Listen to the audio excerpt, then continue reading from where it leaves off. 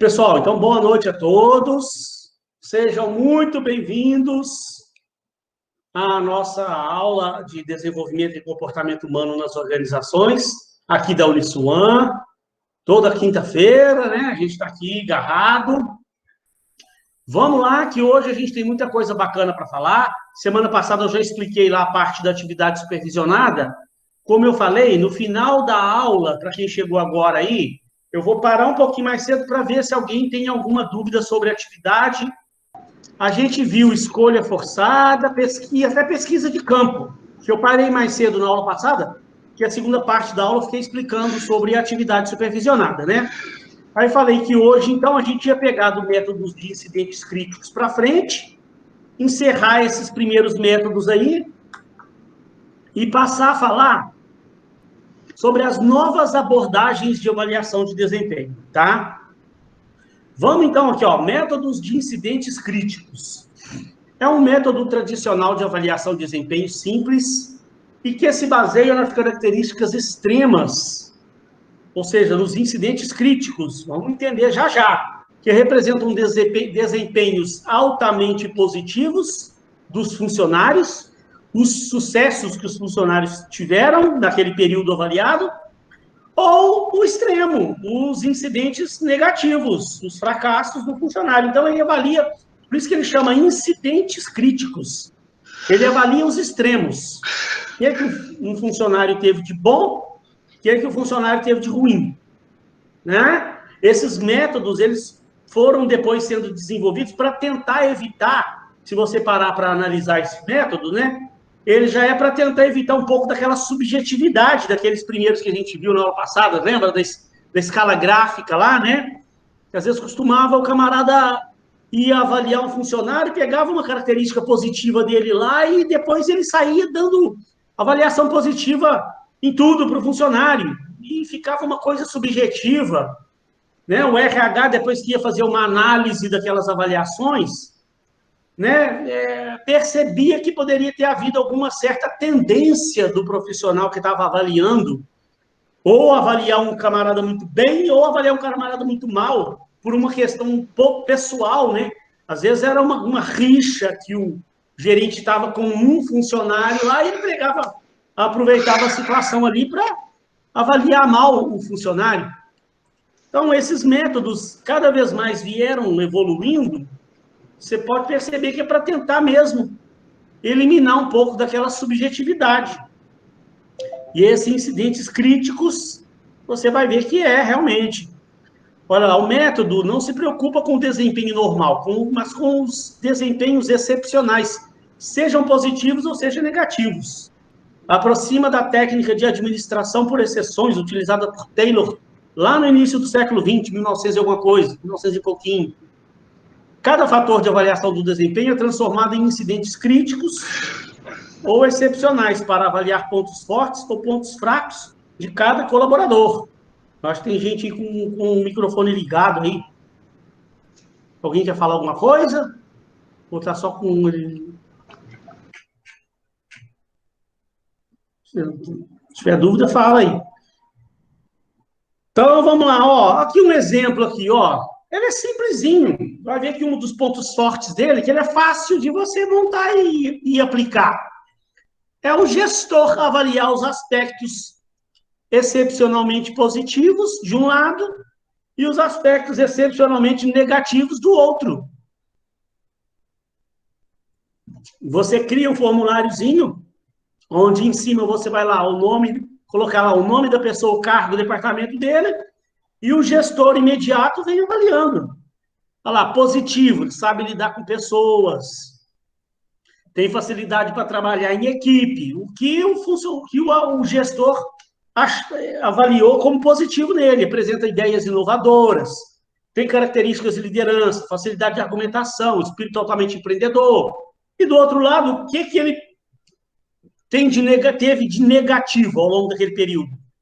Apesar de saber lidar com pessoas, trabalhar em equipe, essas coisas todas, ele apresenta muito erro, tem falta de visão ampla do assunto, demora para tomar decisões, fica protelando para tomar decisões, tem espírito conservador e bitolado, tem dificuldade para lidar com números. Aqui são exemplos, né? tem comunicação deficiente. Então, aí o avaliador vai avaliar o que a pessoa teve de positivo para depois passar para ela e tal, ressaltar aquilo lá para tentar fortificar, né, fortalecer aquele aspecto positivo dele e depois tentar apresentar para ele o que teve de negativo, onde ele precisa melhorar. Então, você tira um pouco aquela subjetividade, você avalia os extremos, né? Então, tem vantagens e desvantagens, como os outros métodos que a gente viu. Como vantagem, eu avalio o desempenho excepcionalmente bom e o excepcionalmente ruim. Enfatiza os aspectos excepcionais do desempenho. As exceções positivas devem ser realçadas e mais bem aplicadas, enquanto as exceções negativas devem ser eliminadas ou corrigidas. Você vai poder mostrar para o funcionário o que ele teve de bom para realçar e ele continuar aplicando aquilo, né? E mostrar para ele o que ele teve de ruim para ou eliminar, tentar arrumar um planejamento para eliminar aquilo ou tentar amenizar. Nem todos os defeitos você vai conseguir eliminar de uma vez por todas do funcionário, mas de repente conseguir reduzir de forma que não prejudique a empresa, né? É um método de fácil montagem, fácil utilização, não precisa de você ter tanto conhecimento para montar e aplicar esse método numa empresa. Agora, desvantagem, não se preocupa com os aspectos normais do desempenho. Fixa-se em poucos aspectos do desempenho. Daí sua tendenciosidade e parcialidade. Então, gente, você está vendo que esses métodos tradicionais, só ao longo dos anos, as pessoas foram percebendo problemas de um, problemas do outro, coisa veio evoluindo, até a gente chegar nos métodos que a gente vai falar daqui a pouquinho, mais modernos, que a gente tenta eliminar um pouco os problemas dos métodos tradicionais do passado. Só lembrando, né, pessoal, que esses métodos tradicionais, eu gosto sempre de frisar, eu até na aula passada eu falei que as empresas de hoje elas estão tendendo a adotar novos métodos, né? Cada vez mais as empresas estão deixando um pouco de lado esses métodos tradicionais, partindo para novas metodologias e tal, fazendo combinações, mas não quer dizer que não se aplica, né? Que esses métodos eram errados, não é isso. Não é que eles eram errados. Eles deixavam a desejar em algum aspecto. Cada um deles, a gente foi vendo, que tinha o seu lado negativo, tinha um probleminha num, probleminha no outro. Eles foram criando um novo método para suprir um problema de um outro passado, mas esse novo método também apresentava algum outro probleminha daqui e dali. A coisa é normal, né? Vai se modernizando, até que chegaram hoje em novas metodologias. Mas, se você olhar por aí afora, tem empresa ainda adotando esses métodos tradicionais aqui. Tem empresa por aí afora que eu vejo aplicando escala gráfica, pesquisa de campo, a incidentes críticos, a escolha forçada. Você ainda encontra. O que eu falei, né, é que, por exemplo, né, nós temos uma metodologia hoje que ela é a 360 graus, que a gente vai ver hoje, é bem utilizada nessas grandes organizações. Só que ela é complicada também de uma empresa que não tem avaliação de desempenho querer chegar e adotar uma metodologia de avaliação de desempenho e já chegar de cara querendo adotar uma 360 graus. Você pode assustar um pouco o funcionário, pode ser que você não, pela primeira vez, não consiga planejar isso direitinho, não passar a mensagem direito para os funcionários, o funcionário não entender bem o espírito do negócio, e isso pode, de repente, dar algum efeito não desejado, né? Um efeito contrário ao que você queria. Então, tem muita empresa que, às vezes, vai começar a adotar a avaliação de desempenho, ela começa por um desses métodos mais tradicionais, e depois ela vai adaptando, vai melhorando e vai buscando opções mais modernas. E o pessoal também vai se acostumando, né? O pessoal vai se acostumando, né? Eu sempre gosto de fazer assim. E a lista de verificação, que é a última desse, eu falei só, esse aqui até eu vou passar bem rapidinho por ele, porque ele é muito parecido com a escala gráfica. Vocês vão ver. Eu nem ia colocar ele no nosso material. Eu só quis deixar ele no material, porque vocês têm lá um livro lá em PDF, ou alguém pega o livro na biblioteca, vai ler, aí vai ver o método lá no livro, aí vai pensar, ué, o professor não falou sobre esse método com a gente, pulou a matéria, né? Então, aí acha que a gente está pulando lá a matéria, está deixando de dar alguma coisa importante. Então, por isso é que eu deixei lá, mas você vai ver que ela é muito parecida com a escala gráfica. Olha lá, é um método tradicional de avaliação de desempenho baseado em uma relação de fatores de avaliação a respeito de cada funcionário. A lista de verificação funciona como uma espécie de lembrete para o gerente avaliar todas as características principais de um funcionário. Na prática, ela é uma simplificação do método de escala gráfica. Ó, eu já vi ela sendo aplicada de duas formas. Tem uma forma que é parecidíssima com a escala gráfica, só que a escala gráfica, o camarada avaliava ruim, péssimo, ruim, bom, regular, excelente, um negócio assim, né? Bom e ótimo. Dava um grau. Aqui você coloca um número de 1 a 5, onde 1 é péssimo e 5 é ou ótimo ou excelente. E aí você vai dar uma nota. E eu já vi uma pessoa utilizando esse método que ele não colocava de 1 a 5, não, ele colocava só uma coluna aqui.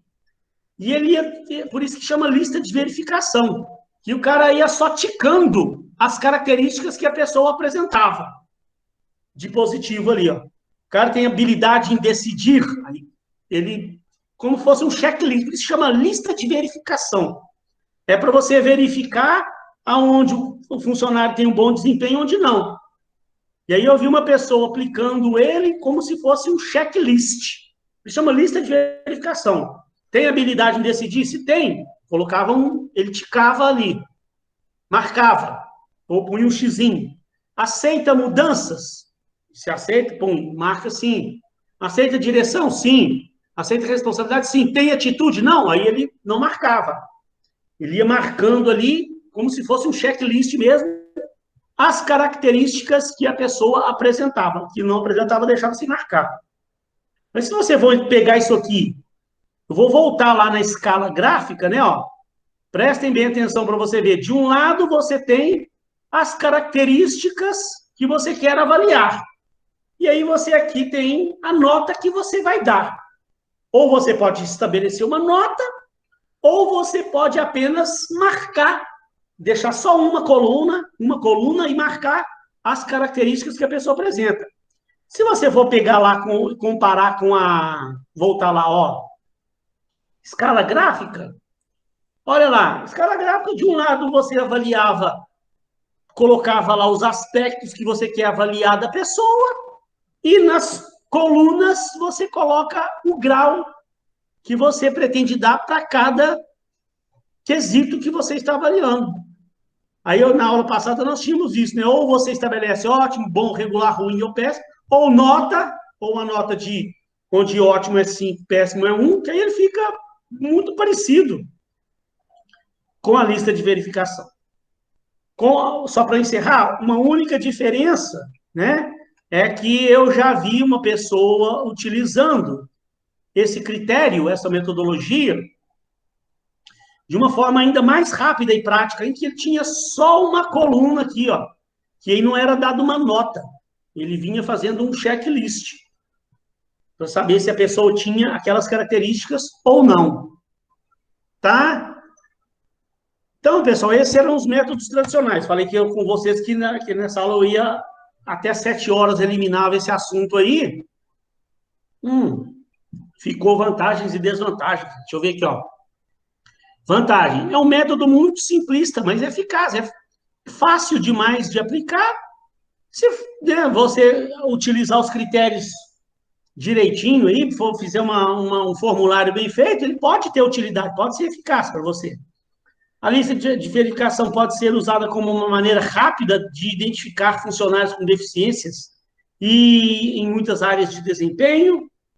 Indica de forma rápida os pontos favoráveis e desfavoráveis de cada funcionário e as necessidades de treinamento e desenvolvimento. Se você quiser fazer um tipo de avaliação mais rápida, né? Ele pode ser uma metodologia eficaz. No entanto, se o gerente tiver preconceito contra qualquer funcionário, também poderá haver uma chance de não obter informações precisas. Pode ser tendenciosa também, como as outras lá, né? Como a escala gráfica também, você tinha aquela questão. Se você tivesse uma aproximação maior com a pessoa, o gerente tiver uma aproximação maior, ele pode ser mais benevolente na avaliação dele, ou se ele tiver, de repente, tiver tido algum tipo de estresse com o funcionário, tiver alguma rixa, ele pode, de repente, dar uma avaliação não muito boa em função da influência pessoal. Olha, professor. Então, olha lá, algumas críticas lá para a gente encerrar. Ó, os métodos tradicionais de avaliação de desempenho apresentam aspectos ultrapassados e negativos. Geralmente são burocratizados, rotineiros, repetitivos.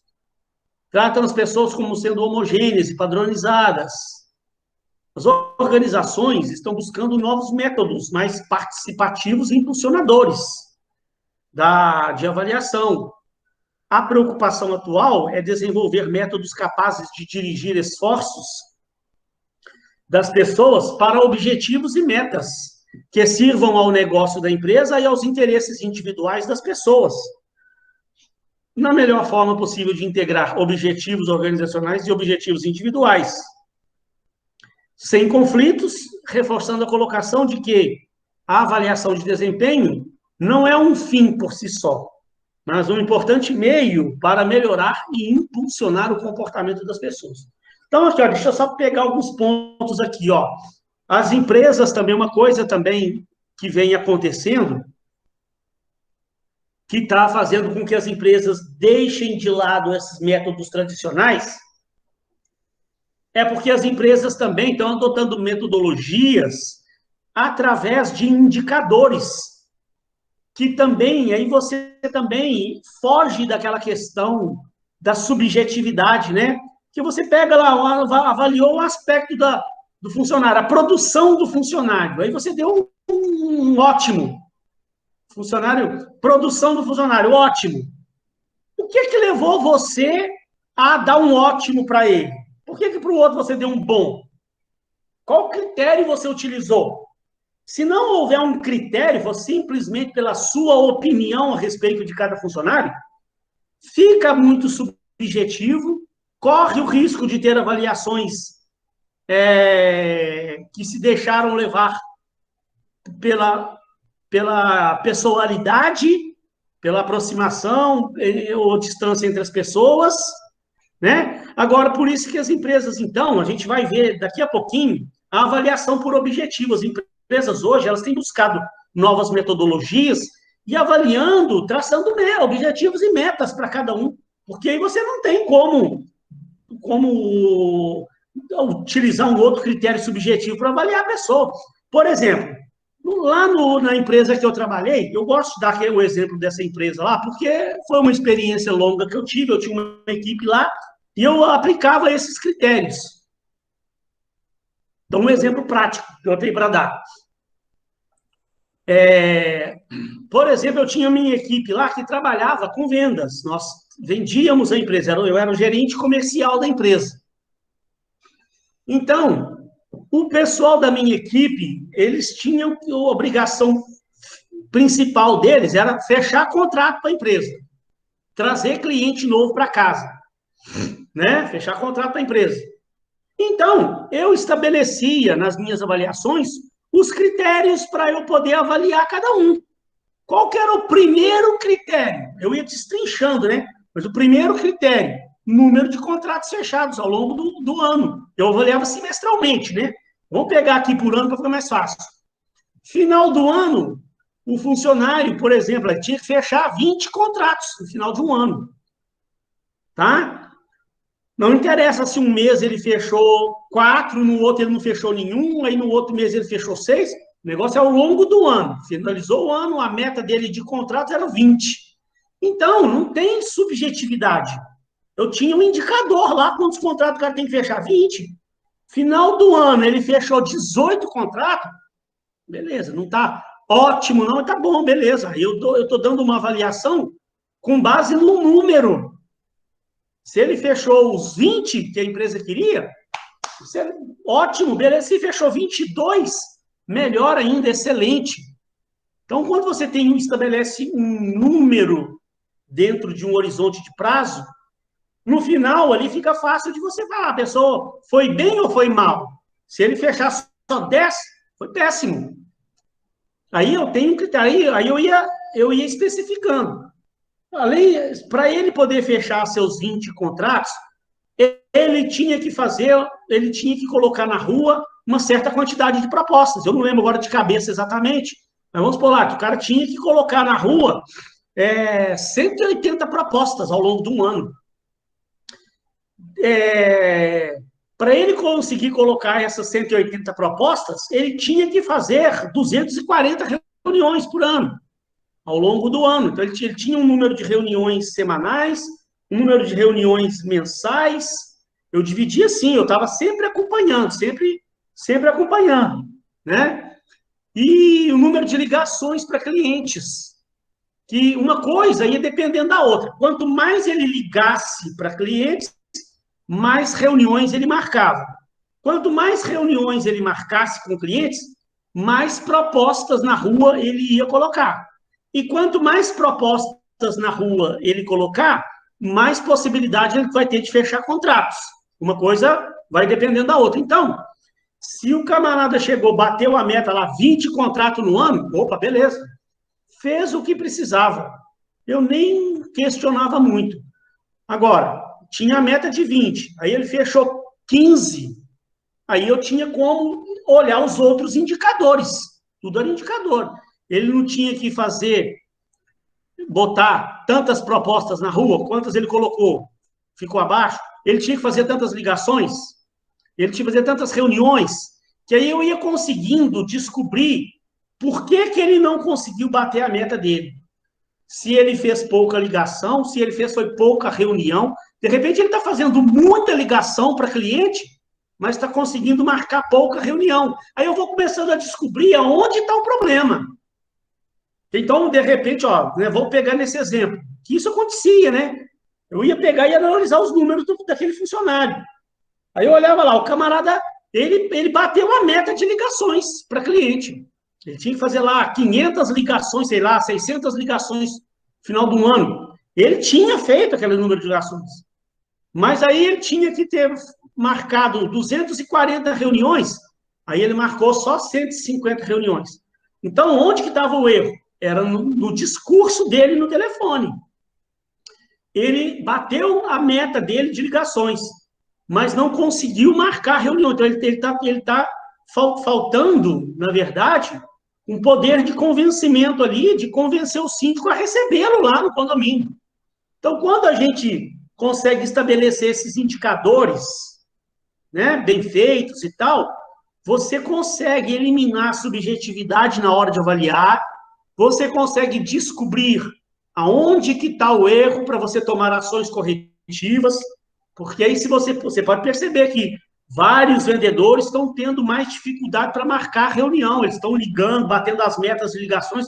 Então, eu vou preparar um treinamento voltado para o discurso do telefone, para o cara aprimorar o discurso dele no telefone.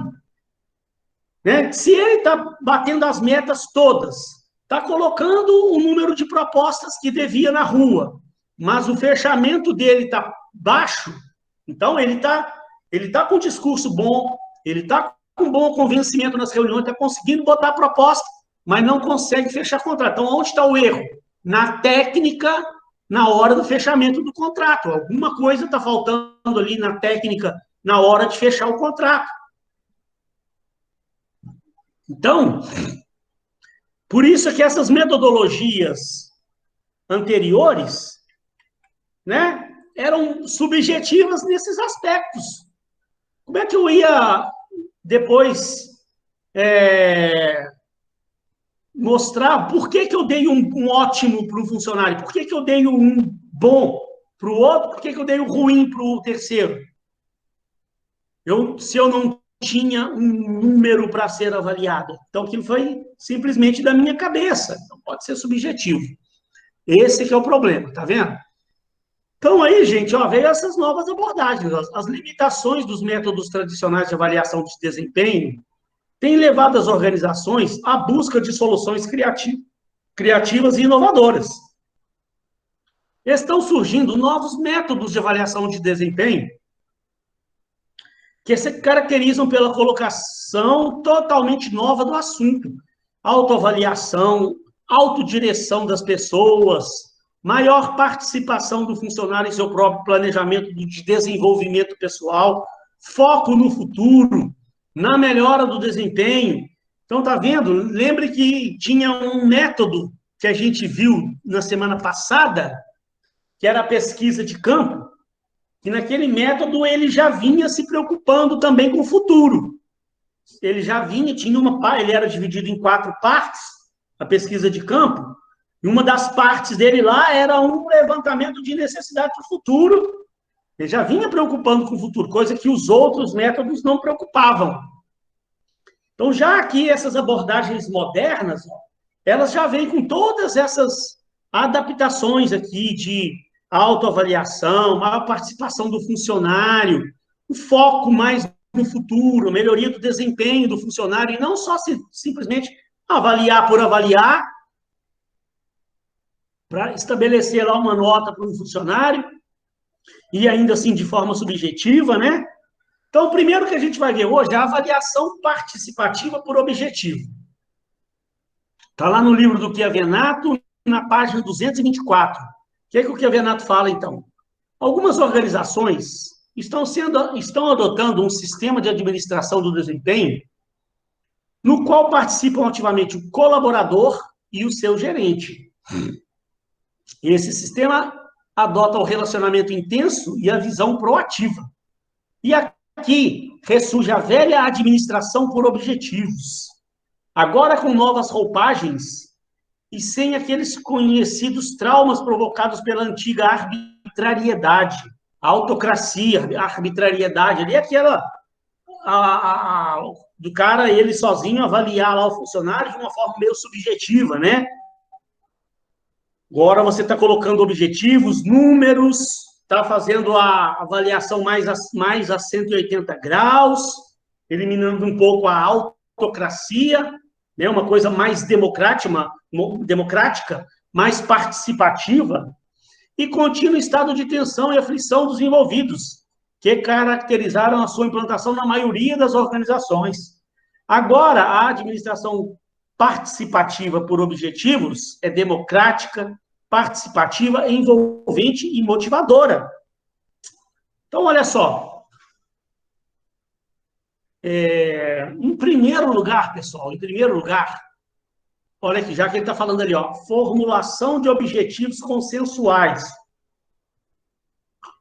As etapas, né? As etapas dela.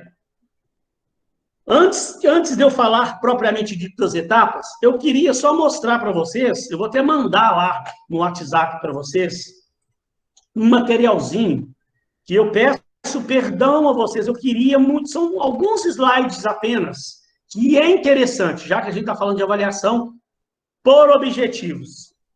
Tem alguns slides que eu queria ter incluído aí na disciplina, mas acabou que, na hora de eu fazer lá a disciplina, passou batido e eu esqueci de incluir, que é um materialzinho.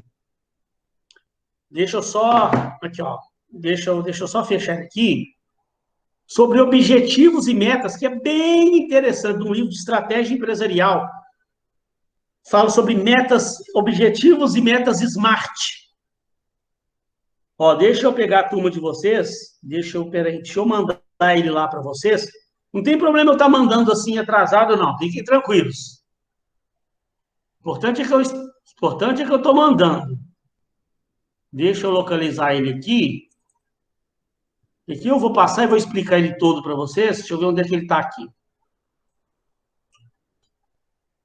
Esse aqui, ó. Espera aí, então. Deixa eu mandar ele lá para vocês. Cadê aqui nossa turma bonita? Nossa turma aqui. Deixa eu mandar ele aqui. Depois eu vou explicar isso aqui para vocês. São alguns slides. E depois, se você tiver dúvida, você tem aí o material para te ajudar nos seus estudos. Deixa eu procurar ele aqui para você, ó. Objetivos e metas. Um materialzinho fresquinho. Acabei de mandar ele lá no WhatsApp lá para vocês. Não tem problema eu não ter mandado ele antecipadamente, não, tá?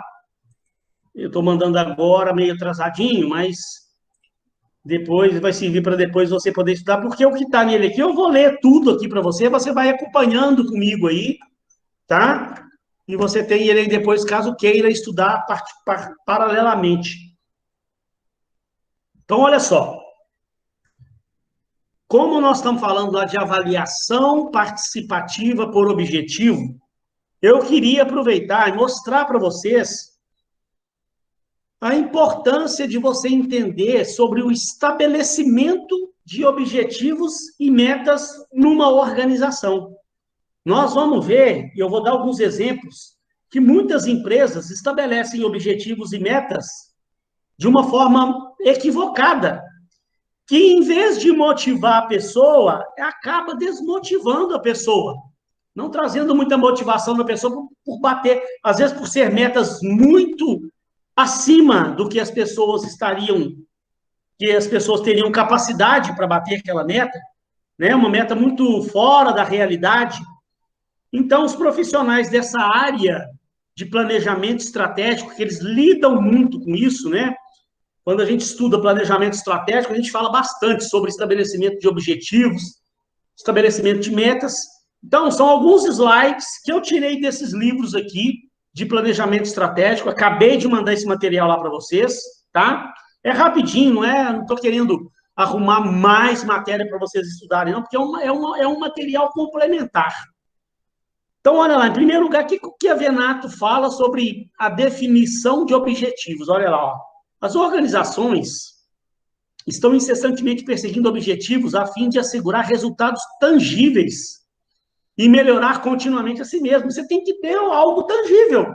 Como é que você vai avaliar se o funcionário foi bem, foi excelente, foi bom, foi regular, foi péssimo, se não tinha um número estabelecido? Quando eu dou um número, uma meta, um percentual estabelecido dentro de um horizonte de prazo, você torna a coisa mais tangível. Chegou no final daquele período, ó, tinha que fechar 20 contratos. Fechou? Não. A coisa está mais tangível, né? Então, um objetivo é um alvo futuro a atingir, uma meta a alcançar, um desejo sonhado ou uma expectativa que se pretende realizar em função de um período. Eu estou falando da minha meta lá, da meta de vendas, de fechamento de contrato do meu pessoal, que eu trabalhei, mas, gente, todos os setores hoje, as empresas modernas hoje, elas têm como estabelecer objetivos e metas para cada tipo de setor. Financeiro, por exemplo, a meta dele não é fechar contrato, não é aumentar a venda, mas é o quê? Reduzir custo, aumentar a lucratividade. Então, tem outros tipos de metas, né? Pessoal lá da linha de produção tem que produzir tantas mil peças, tem que também reduzir quantidade de matéria-prima gasta na produção das peças. Pessoal do marketing também tem as suas metas lá para cumprir. Pessoal do RH tem as suas metas de contratação de funcionários, tem as metas, bater as metas lá dos treinamentos e desenvolvimento pessoal, reduzir os prazos do recrutamento e seleção para contratar pessoas num tempo menor. Então, cada área tem como você estabelecer objetivos e estabelecer metas. Nós vamos ver que existe uma pequena diferença de objetivos e metas, que muita gente confunde e acha que é uma coisa só,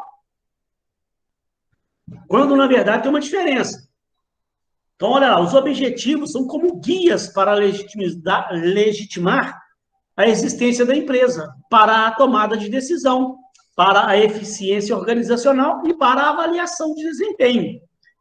É muito difícil avaliar desempenho sem não ter números, sem ter metas, senão fica subjetivo, como aqueles métodos que a gente viu. Então, olha lá, aquilo que eu falei, ó, na verdade existe uma pequena confusão, gente, até entre autores de livros da área. Olha lá, um objetivo organizacional é uma meta para a qual a organização direciona seus esforços. Olha o que o Samuel C. Certo está falando aí no livro dele. Ó. Na realidade, não existe um acordo acerca de qual termo exatamente deve ser usado para se referir a metas organizacionais ou objetivos organizacionais. Alguns teóricos, o que ele está falando é verdadeiro. Eu já vi autores de livros confundirem esses temas. Indicam o termo objetivos, outros falam metas. Tem gente que acha que isso é sinônimo, é uma coisa só. Então, gente, para a gente não fazer confusão, apesar de haver essa confusão entre alguns, não todos, mas alguns autores, a maioria, pelo menos, a maioria trata da forma como eu vou tratar aqui com vocês, que é o que a gente mais vê por aí. E para você não esquecer nunca da diferença de um com o outro, né? Porque às vezes se eu perguntar para você qual a diferença de objetivo e meta, tem gente que engasga, fala assim, professor, eu sei, mas eu não sei explicar.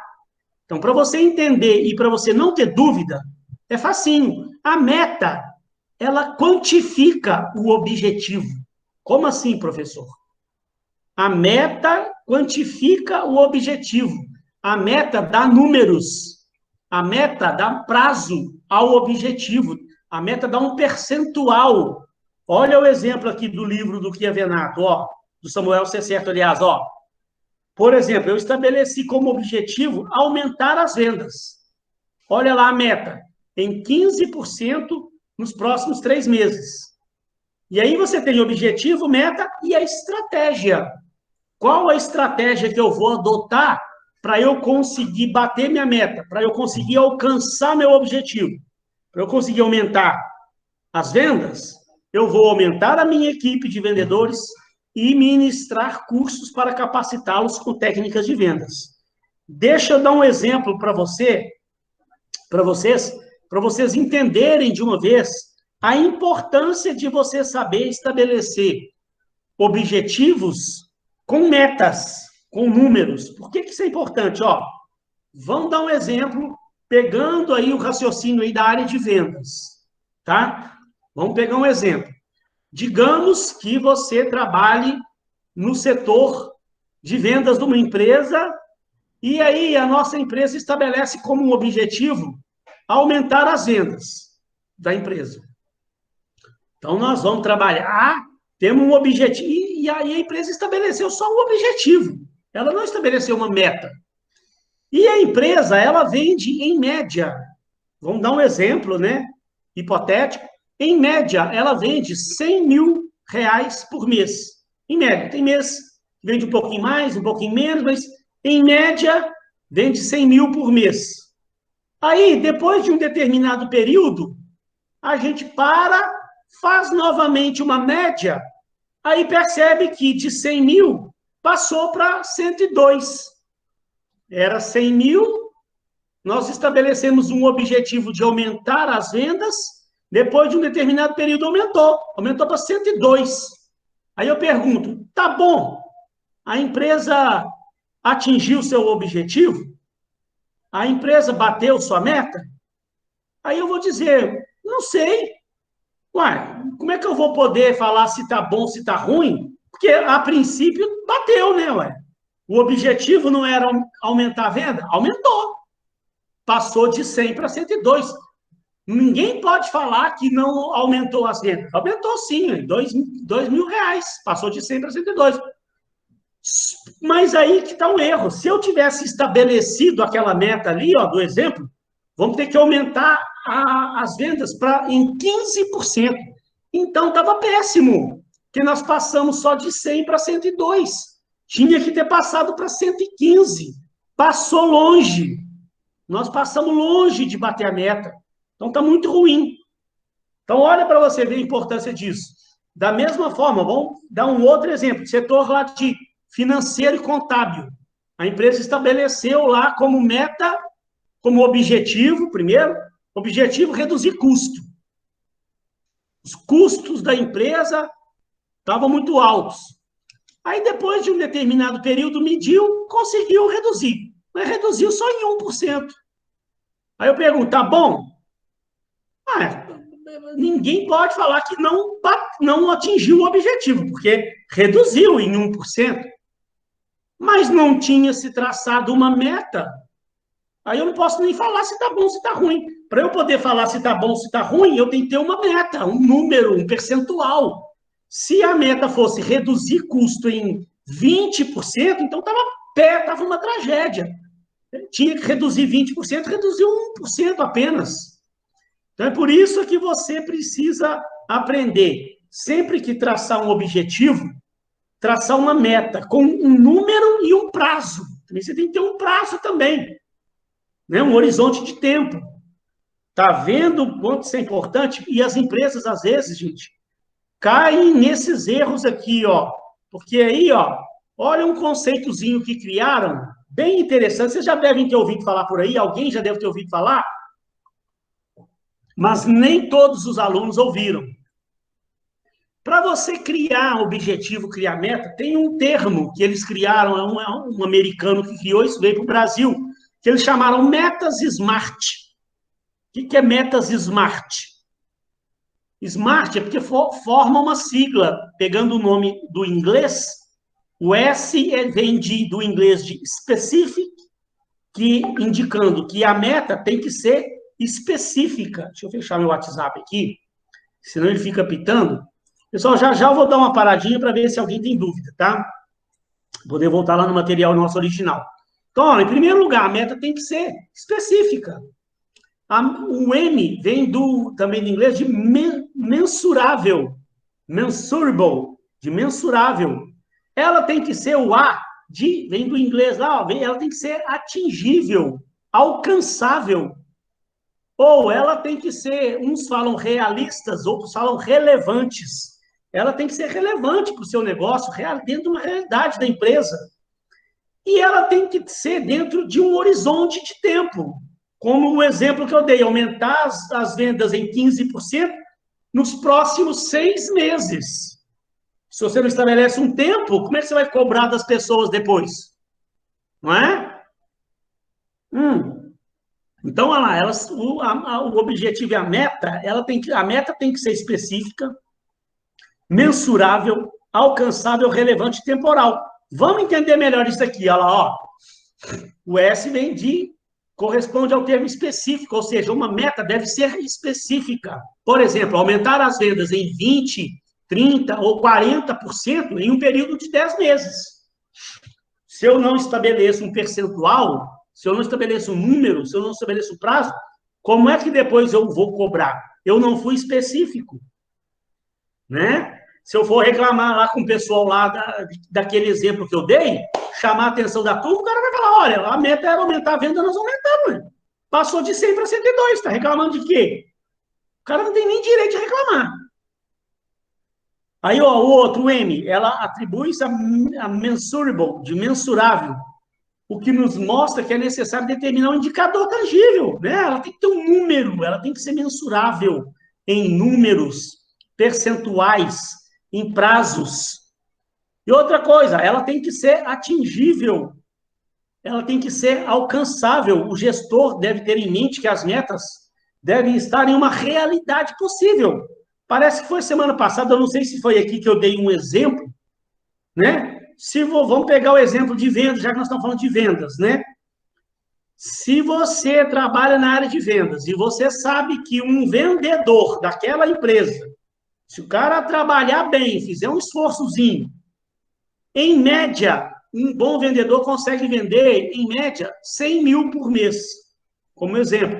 Aí o seu gerente chega para você e fala, ó, você, a partir do mês que vem, agora tem uma nova meta, 300 mil por mês. Acabou a graça. Acabou a sua motivação. Como que na sua cabeça, de cara, você vai pensar assim, meu Deus, onde que esse cara está com a cabeça? Como que eu vou vender 300 mil por mês? Se aqui um vendedor bom, em média, vende aí 100, cento e poucos mil por mês, o cara agora quer que eu venda 300 mil, a pessoa nem se esforça para bater essa meta. Porque ela já, de antemão, ela já sabe que aquela meta é inatingível, não vai conseguir atingir nunca. Então, gente, a meta ela tem que ser um pouco audaciosa para motivar a pessoa, mas tem que ser factível, tem que ser atingível. Então, se eu viro para você e falo, ó, sua meta agora é 120 mil reais, mas se você bater a meta, você tem uma premiação, aí você vai falar, opa, então vou me esforçar. Acho que dá para bater essa meta. Se um vendedor aqui, normal, fazendo um esforçozinho normal, o cara consegue vender os 100 mil, por que eu não vou conseguir vender 120? Vou me esforçar, vou redobrar meu trabalho, vou correr atrás. Aí essa meta vai ser motivadora, porque está dentro da realidade da pessoa. Ela viu e falou, não, dá para vender os 120 mil. Vou correr atrás. Se eu bater a meta, eu ganho um prêmio. Agora, se falar que é para vender 300 mil, acabou a graça. Acabou a motivação. Ela tem que ser relevante também, né? O que permite entender que as metas precisam ser relevantes para a organização.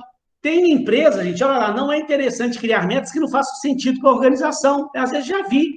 Empresas ficam criando umas metas que não tem muito sentido com aquele negócio ali que a gente está, aquele setor está fazendo. Umas metas, ela tem que ser relevante, ela tem que ter sentido com aquilo que o cara está fazendo. Se o cara está lá na área de finanças da empresa lá, as metas têm que estar todas voltadas, é para aumento da lucratividade, é para redução do custo da empresa, para aumentar a margem líquida da empresa, aumentar, sabe, tem que estar voltado para aquilo ali. Aí o cara começa a viajar na maionese e começa a traçar outras metas que não estão exatamente relacionadas com o objetivo fim daquele setor. Não é relevante. E tem que ter um horizonte de tempo, como a gente já falou desde o início. O T, né, vem do time. Então, como lá no início, ó, aumentar as vendas em 20% em 10 meses. Que aí vai passar os 10 meses, eu vou poder chegar para a pessoa, ó, então, venceu o prazo, vamos analisar como é que foi o resultado, tá? E uma última coisa, um último conceito, para a gente voltar lá na avaliação por objetivos, né? O último conceito é que as empresas estabelecem objetivos em 3 níveis: nível estratégico, nível tático e nível operacional. Nível estratégico tem a ver lá com a alta administração da empresa como um todo. Ele cobre, são objetivos que cobrem a empresa como um todo, fazem parte das políticas do horizonte de longo prazo da empresa, o que a empresa espera para o futuro. E aí você vem destrinchando em objetivos cada vez mais específicos. Você estabelece objetivos para a organização como um todo, e aí vem para os objetivos táticos, que são a nível setorial, a nível funcional. Os objetivos da área de RH, os objetivos da área financeira, os objetivos da área de marketing, os objetivos da área de produção. E aí destrincha até em objetivos operacionais, o mais individualizados possíveis. Então, ó, você tem o objetivo da empresa como um todo. Para atingir aquilo, você cria objetivos e metas a nível gerencial, por setor financeiro, setor de marketing, setor de RH, e a nível individual, para cada funcionário. Para o financeiro bater aquela meta dele, cada uma das pessoas que trabalham internamente no financeiro tem que bater suas metas. Se todos os funcionários baterem suas metas, o setor alcança a meta dele. Assim também lá no RH. Né? O RH tem as suas metas. Cada funcionário do RH tem que bater as suas metas. Se cada funcionário do RH bater suas metas, o setor de RH também vai bater a sua meta geral. Se todos os departamentos batem as suas metas, aí a empresa como um todo bate a sua meta global. E aí, se alguém falhar ali dentro da hierarquia, vai ficar fácil identificar onde está o erro, o que aconteceu. Vou dar um exemplo, né? Vou dar um exemplo já para você entender isso melhor. Então, olha lá. Você tem objetivos estratégicos relacionados à alta administração, que abrange a organização como um todo. foco no longo prazo, uma orientação mais externa, né? São objetivos gerais, planos genéricos. Para que isso seja alcançado, você destrincha isso em objetivos e objetivos táticos a nível gerencial por setores, visão por o ENS, que é a unidade estratégica de negócio, ou setores, né? Uma orientação já mais interna, com foco no médio prazo, já tem as definições das ações as ações que serão tomadas por departamentos, e aí você destrincha isso tudo em objetivos operacionais a nível de supervisores e assistentes. Que aí você tem uma visão por tarefas rotineiras, orientação interna, aí já é o foco no curto prazo, com objetivos o mais específico possíveis. Para encerrar aqui, o último slide, ó, acabou? Para encerrar, ó, é um exemplinho. Eu sei que a letra está muito pequenininha, é um exemplo que está lá no livro do Chiavenato, desse jeitinho. A letra pode estar muito pequenininha, mas eu vou ler e vou explicar isso aqui para você entender como que essa coisa, então, funciona. Como é que isso aqui funciona? Olha lá, ó. Você tem lá a missão da empresa, né? Pegamos aqui uma empresa que fabrica peças para a indústria de ferramentas, né? Olha lá, então, produzir produtos padronizados e customizados para várias aplicações na indústria de ferramentas. Então, uma empresa que fabrica peças para a indústria de ferramentas. Então, olha lá, você tem como objetivos estratégicos, a nível lá da alta administração, a nível global da empresa como um todo, o presidente e a diretoria ele quer lá um ROI, que é um retorno sobre o investimento, é um indicador financeiro do retorno do investimento que foi feito, 12% de retorno, e quer um aumento de 5% anual na empresa. Isso aí é o que a diretoria, a presidência da empresa quer. Chegar lá no final do ano, teve os 12% de retorno, teve 5% de aumento anual, ótimo. Beleza. O cara vai bater palma, o pessoal vai receber premiação e tal, vai ter festa boa de fim de ano. Agora, para isso acontecer, a empresa vai destrinchando. Primeiro, a nível gerencial, né? A nível de táticos aqui, diretoria, gerência, por departamento, gente, por departamento. Então, você tem lá, ó, o diretor financeiro, né? O cara que cuida da diretoria financeira da empresa. A diretoria financeira, para que isso aqui aconteça, ela tem as suas metas. Um lucro anual de 12%, ela vai ter que cobrar devedores duvidosos em 2%, reduzir o estoque da empresa em 10%, deve ter feito no planejamento estratégico, perceber que o estoque da empresa está com níveis muito elevados, precisa reduzir para que a empresa tenha uma lucratividade, um retorno maior, porque senão fica dinheiro empacado lá em estoque e retorno mesmo não tem. Manter o ciclo financeiro em 35 dias. O que é o ciclo financeiro? Diferença do prazo que você gasta para comprar sua matéria-prima, fabricar seu produto, com a diferença que você gasta para receber do seu cliente. Chama de forma grosseira, né? Isso chama o ciclo financeiro. Precisa de você entender cada um desses conceitos, não? Só para você entender o que você tem que entender aqui. Que a empresa, ela traça os seus objetivos globais, objetivos estratégicos, lá a nível da alta diretoria, da alta presidência da empresa, alta administração. Aí vem destrinchando. Táticos, aqui a nível dos diretores da empresa.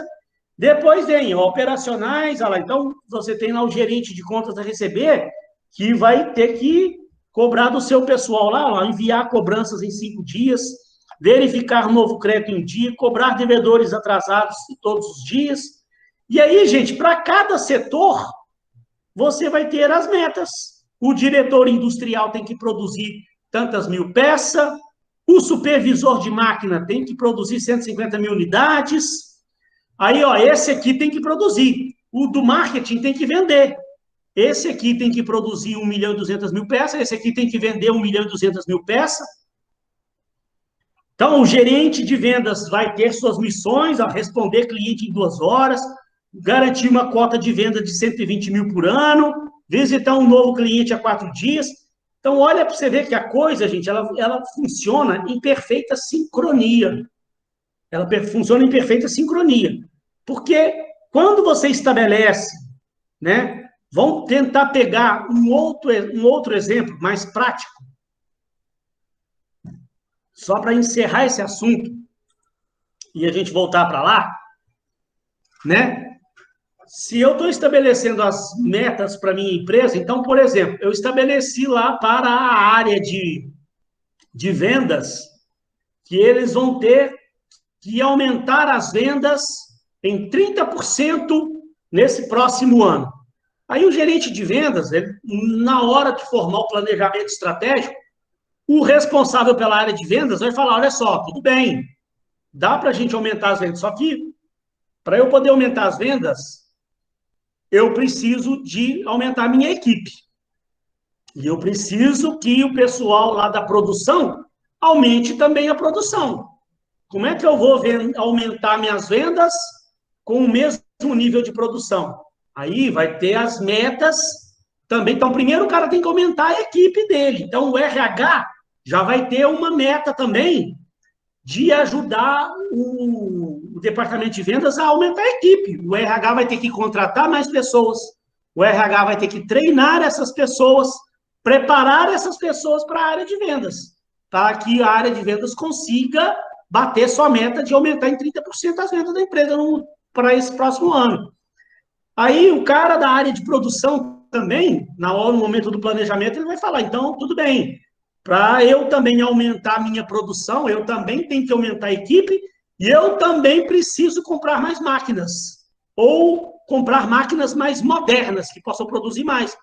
Então, já vai estar envolvendo outros setores, o RH também vai ter que arrumar gente lá para a área de produção, o cara que dá manutenção nas máquinas vai ter que correr, o financeiro vai ter que comprar novas máquinas para a área de produção. Então, vai tudo funcionando como uma engrenagem. E esse planejamento é estabelecido, de um modo geral, para a empresa como um todo, para cada departamento e para cada pessoa, como uma engrenagem.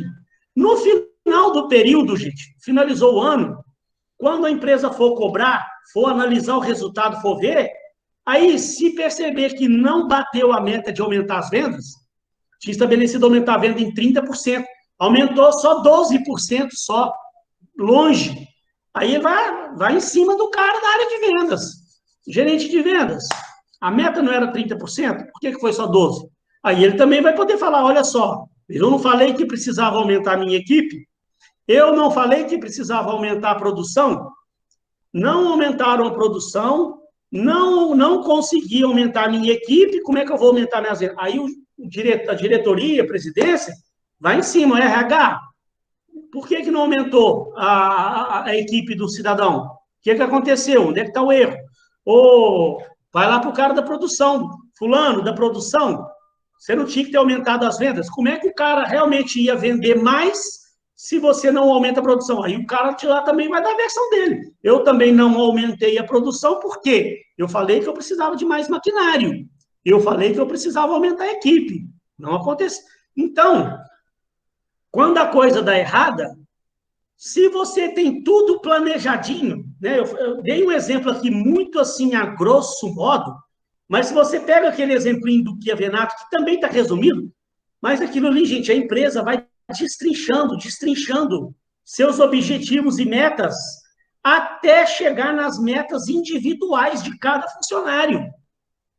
Que aí, no final do ano, algo deu errado, você vem cobrando, você vem vendo, vem analisando onde está o erro, o que aconteceu. Ah, você não vendeu porque não aumentou a equipe? Fulano, por que não aumentou a equipe? Ah, não aumentei a equipe porque eu também tive uma limitação de verba financeira. Por que houve limitação? Você vai cobrando até achar. Né? E achar o erro não é para castigar a pessoa, não, é para corrigir, para que nos próximos exercícios a coisa aconteça como deveria ter acontecido. Por isso, gente, que muita empresa dá errado por aí. Exatamente por isso. Eu já uma vez fui numa empresa, dar uma consultoria, olha, eu não estou brincando não, gente, não estou inventando historinha não. Olha o que eu presenciei. Eu tinha ido numa empresa Uma que eu até contei aqui, que era o cara me chamou para ir lá no final do ano. Não vou citar nome da empresa, claro, mas foi um caso real. Eu participei da reunião de fim de ano da empresa, lá com todo mundo e tal, tal, tal, papapá. Naquela reunião do fim de ano, onde estava sendo, né, o cara estava dando mais ou menos um panorama do que vinha pela frente, uma gerente lá levantou e falou, presidente, falou com o presidente da empresa, presidente, mas a gente não tem, assim, um planejamento, não foi feito, porque o cara está só falando, falando, falando, e não apresentou nada planejado, não tinha objetivo, não tinha meta, não tinha nada. A gerente achou aquilo estranho e falou, presidente, o senhor não tem, não foi passado para a gente um planejamento, tudo isso que o senhor está falando aí, muito bacana, mas cadê um planejamento? O que nós temos que fazer? O que cada setor vai fazer?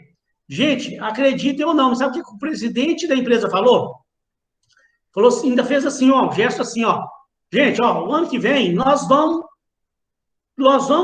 tocando para onde o vento nos levar. Nós vamos indo. Não tem um planejamento formal. Estou falando para vocês aí o rumo, e nós vamos para onde o vento nos levar. Eu vi aquilo ali, eu falei assim, minha Nossa Senhora da Aparecida. Você ouvir isso da boca do presidente da sua empresa, eu já pensei comigo, eu já desanimei. Falei, meu Deus, Nossa Senhora Aparecida, o tamanho do trabalho que eu vou ter para dar uma consultoria para uma empresa que está com uma mentalidade dessa. O cara me chama aqui para me tentar ajudar, aí eu já começo a descobrir onde está o erro dos negócios. Primeiro, o cara já fez uma lambança na avaliação de desempenho da turma, que eu contei o caso para vocês. Depois, na hora do planejamento, traçar suas metas. Não, nós vamos para onde o vento nos levar. A tendência é que vai para o buraco. Porque aí, sabe o que eu já vi também? A empresa começa o ano desse jeito. O cara só fala, ele fala ali de planos, viaja, como é que a empresa vai estar no final do ano que vem, mas não tem um planejamento formal, não tem objetivos traçados, nem a nível de diretoria, nem de presidência, nem de gerência, nem estratégico, nem tático, nem operacional, não tem nada estabelecido. O cara simplesmente faz uma reunião e passa aquilo ali para o pessoal e tal. E vai depois, o ano inteiro, todo mundo trabalhando, como o próprio presidente disse, para onde o vento nos levar. Aí, o que é o pior de tudo? Chega no final do ano que vem, gente, você sabe o que aconteceu.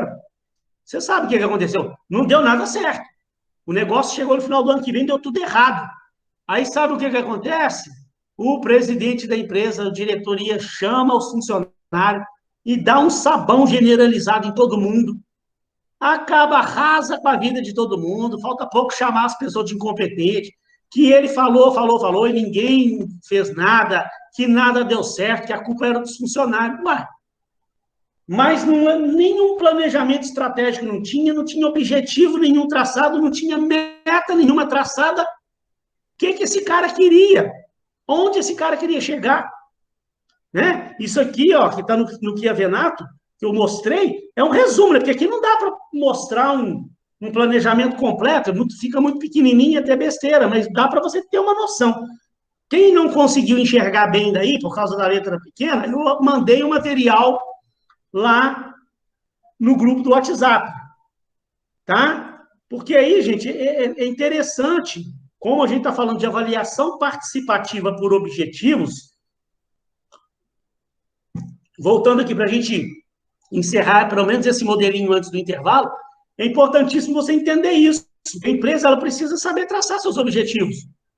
Primeiro, a formulação de objetivos consensuais, e isso tem que ser em consenso com as pessoas. Eu não posso chegar para você e falar, sua meta agora é 300 mil por mês que você tem que vender. Não, eu tenho que chegar, eu tenho que traçar uma meta e você tem que estar de acordo com aquilo. Não adianta nada eu te dar uma meta que você olha e fala, eu jamais vou conseguir bater essa meta. Isso tem que ser um objetivo, tem que ser um consenso. Fulano, olha só, estou traçando para você aqui uma meta de 120 mil. Você está de acordo? Você acha que isso é possível você conseguir? Você olhar e falar, não, dá, então eu posso contar com você para a gente alcançar. Tem que haver um comprometimento pessoal. Tá vendo? Como é que você vai se comprometer com um objetivo que você sabe que não vai bater, uma meta que você sabe que não vai bater. Então já começa errado por aqui. Né? Negociação sobre a alocação de recursos e meios necessários. Por isso é que eu gosto de dar aquele exemplo, que para você poder bater sua meta, precisa de recursos. O exemplo que eu dei lá, não é? Não foi estabelecida uma meta de venda para o gerente de vendas. O cara falou, não, então olha só, eu preciso de aumentar minha equipe, eu preciso de ter mais produto disponível para venda. Ah, então beleza. Tem que ter o recurso suficiente, porque também uma irrealidade que a gente vê da pessoa chegar e te dar uma meta já fora da realidade e você ainda não tem os recursos necessários ainda. Você precisa visitar cliente, aí você está com um laptop que a empresa te deu capengando, que aquilo você tem até vergonha de abrir aquele laptop na frente do cliente. O material que você usa para chegar lá e tentar convencer o cliente é de péssima qualidade. Estou dando um exemplo aqui de venda, gente, porque são coisas que eu vivi, né? Mas pensa lá internamente, na parte financeira. Você tem suas metas financeiras e trabalha com um computador, com um sistema antigo, antiquado, um sistema que não te dá recurso nenhum. Como é que você vai trabalhar, fazer análises de como pode reduzir custo da empresa, se sua meta é reduzir custo, se você não tem um sistema bom, se os seus equipamentos estão ultrapassados, obsoletos?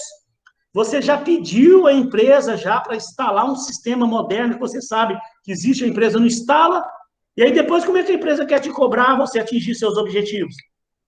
Né? Então tem que haver essa negociação e alocação de recursos para poder... Tem que haver desempenho das pessoas, mas o desempenho também depende também de todos esses passos anteriores ali. Né? Você concordar com o objetivo, para você poder se comprometer com aquelas metas, ter os recursos necessários para as metas, para você ter o desempenho. E tem que haver, gente, um constante monitoramento, uma coisa também que as empresas pecam. Só para encerrar essa primeira partezinha, constante monitoramento e retroação intensiva. Então, olha só, outra coisa que as empresas pecam, pessoal, é que chega no início do ano, estabelece as metas, os objetivos e as metas para o ano todo, e a empresa não tem um acompanhamento mensal, nem trimestral, nem semestral, nem de jeito nenhum. Espera para conferir, para monitorar a hora que acabar o ano. Aí já é tarde, aí não tem mais nada para fazer, não. Você esperou o ano todo passar, para chegar lá, chamar a atenção do cara. Bonito, hein? Você não tinha uma meta de aumentar as vendas em 30%? Porque aí acabou o ano, aí não tem mais o que fazer. Aí é dar um sabão no camarada, mandar embora, ver o que vai fazer. A empresa, ela tem que aprender que essas metas, você traça uma meta anual, né? Traça uma meta anual, mas periodicamente você tem que acompanhar. Você tem que ver o progresso.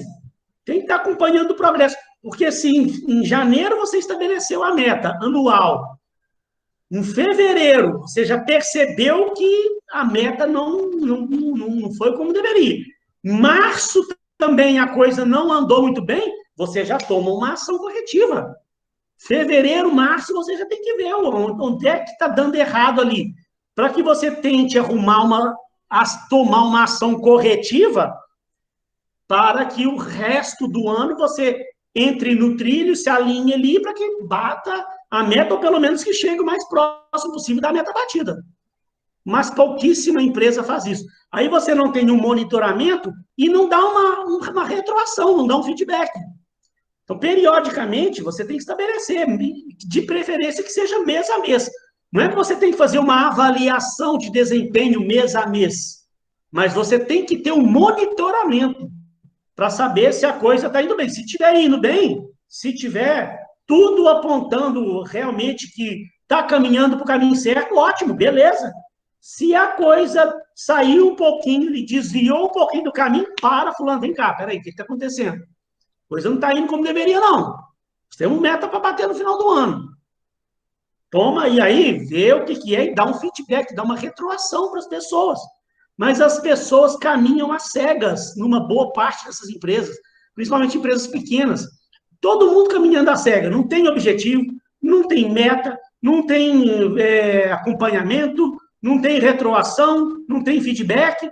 Aí é o que acontece? Todo mundo ali para deixa a vida me levar, vão tocando para onde o vento tocar, que nem lá a música do Zeca Pagodinho. Chega no final do ano, dá tudo errado, aí é hora de passar o famoso sabão coletivo em todo mundo. E aí já é tarde, passou o ano. Gente, 2 slides para encerrar essa coisinha. Vou procurar ser rápido aqui para dar um intervalo de 5 minutos, que aí eu volto falando de avaliação de 360 graus.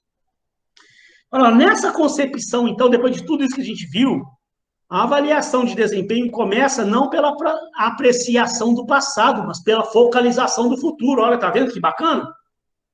Né? Não é só pegar e avaliar o passado e chamar atenção, tomar, não. Você está fazendo uma avaliação de desempenho hoje, já traçando objetivos e metas para o futuro. Né? Olha que bacana. Ou melhor, está mais orientada para o planejamento do desempenho futuro do que para o julgamento do desempenho. Olha como é que mudou completamente a visão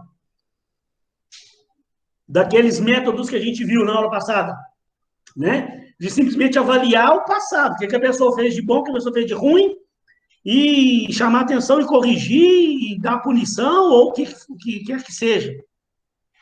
Não é só julgamento passado, é olhar para o futuro, ver o que a pessoa fez ao longo do ano, mas em comparação com o que já havia sido planejado. Então, você está avaliando um desempenho em cima de um planejamento que foi feito, de objetivos, de metas, de indicadores, de números, de percentuais, prazos. Não, e não fica somente nisso, procura orientar o desempenho para metas e objetivos previamente negociados e fixados. Procura cercar o colaborador de todos os recursos necessários para a sua adequada consecução. Procura medi-lo com parâmetros adequados e comparativos.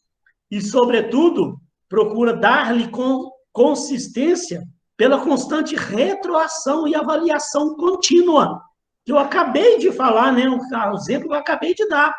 Você está constantemente avaliando, constantemente dando retroação, comparando, avaliando, né? Para que no final daquele período a avaliação realmente aconteça como a empresa queria.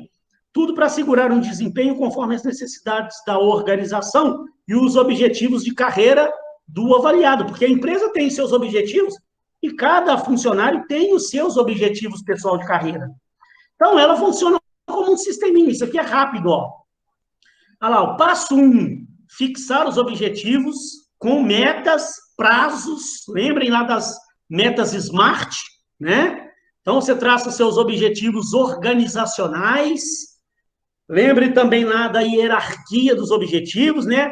Objetivos organizacionais são os objetivos estratégicos. Traça os objetivos departamentais a nível tático, né? E traça os objetivos individuais a nível operacional. Depois, você desenvolve um plano de ação. Então, isso está muito ligado aqui ao planejamento estratégico também da empresa, né? Você vai traçar um plano de ação para que tudo aquilo ali aconteça, pegando só para você entender, aquele exemplinho do Kia Venato lá, do Samuel Cesserto, que agora há pouco que eu falei, o objetivo, aumentar as vendas, a meta, em 20% nos próximos 6 meses. A estratégia é aumentar a equipe de vendas e efetuar treinamentos com técnicas de vendas para toda a equipe. Então, você tem que ter um plano de ação. Isso que eu falei está muito resumido, né? Mas é para você entender. Você traça o objetivo, traça a meta e traça uma estratégia, traça um plano de ação. Porque depois, se deu errado, você tem como ver. O que será que aconteceu? Não aumentou a equipe de vendas? Ou o treinamento que foi dado não foi a contento? Deixou a desejar? Onde está o erro? Por que não bateu a meta? Então, você tem que ter um plano de ação, fazer a revisão contínua do progresso. Estabeleceu lá em janeiro, fevereiro tem que fazer uma revisão, março tem que fazer uma revisão do progresso, porque se algo não estiver saindo bem, tomar uma ação corretiva, volta aqui, ou rever algum objetivo, ou rever o plano de ação, né? Toma ação corretiva, faz uma nova avaliação, próximo ano traça novos objetivos. Isso funciona como um ciclo, né? Quando você tem isso tudo muito bem traçadinho, os exemplos que eu dei aqui, né, lógico, né, gente, são exemplos, assim, de certa forma simplório, mas serve para ilustrar, para você imaginar isso dentro de uma grande organização. Pessoal, alguma dúvida? Dona Karen, Dona Luane, Lília, Natália. Eu sei que é muita informação, né, gente? Mas essa matéria, essas duas unidades nossas, avaliação de desempenho, treinamento e desenvolvimento, são, assim, importantíssimas, importantíssimas. E tem tanta informação rica e importante que a gente não pode deixar de lado. Mas aí também a gente acaba tendo que dar um volume de informação, às vezes, muito grande. Mas eu fico um pouco mais tranquilo, porque a aula está sendo gravada. Então, eu prefiro o seguinte, em vez de eu pular a matéria e falar da coisa de uma forma muito resumida, e aí não ficar tão claro para você, eu prefiro dar a matéria bem dada, porque eu estou gravando também, então se alguma coisa depois você falar, aquilo ali que o professor falou, na hora eu até entendi, mas agora eu não entendi muito bem, não.